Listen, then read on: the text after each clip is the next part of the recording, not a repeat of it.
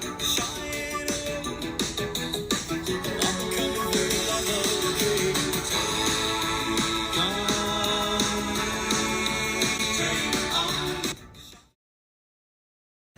I'm sharing ways to use our interactive whiteboard to increase engagement. The use of interactive whiteboards assists in the preparation and delivery of lessons. It can increase student involvement and motivation toward learning and enable effective interaction between students. Here, you're easily able to integrate materials such as pictures and graphs. One way you can make use of your whiteboard is during daily routines, such as number talks, problem of the day, or even calendar time. Here, the student can change the date, days of the week. You can also make use of virtual manipulatives to represent the number of days we've been in school. You can use counters, Unifix cubes, spinners, and dice. These can be used in the same way you would use actual manipulatives, but on the whiteboard, their larger size makes their use a little more fun.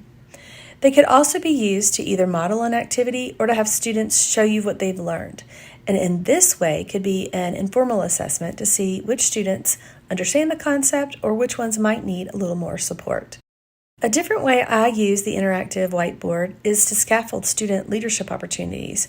For example, when we count on the 120 chart during our math warm-up, a student leads this activity each day to count and skip count.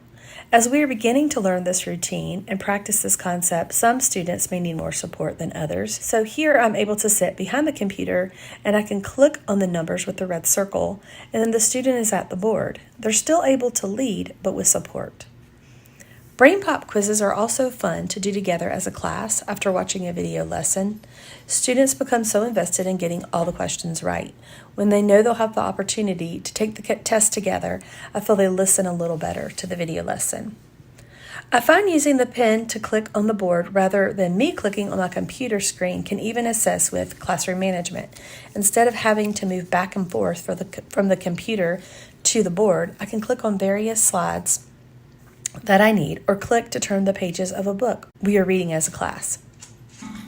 HMH also provides interactive activities that students can do to practice phonics and grammar skills. All you have to do is go to the dashboard on HMH and in the search bar click Interactive, and there you'll find multiple games that students can play to practice these skills. This is something that they could do at the beginning of a lesson as a warm-up activity. With a little creativity, you can use slides to create your own games. This activity was created as a get-to-know-you game. Students click on colors and then they're asked a question. And this is adaptable. Rather than a get-to-know-you game, it could be one to test content knowledge. Another way you could use Google Slides is to turn a worksheet into an interactive activity.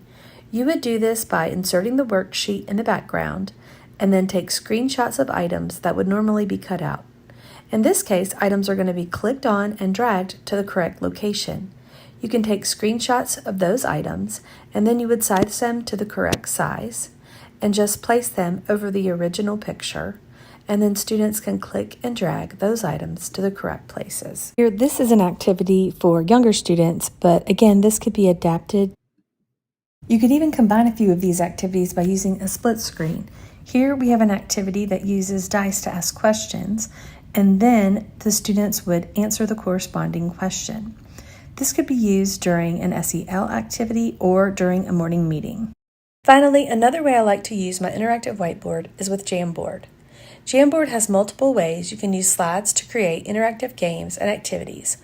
One of the ones I like to use is called Scratch and Guess. Here the students use the pen to scratch away the background, and then what is left is a question that they can answer. It's another activity that can be adapted depending on the skill you're working on. This document was shared with me and has an unending list of templates to create interactive whiteboard activities. What I like about all these ideas is that they are low prep, but they get students involved to increase student interaction and collaboration as they work together to answer questions or cheer each other on to play a game.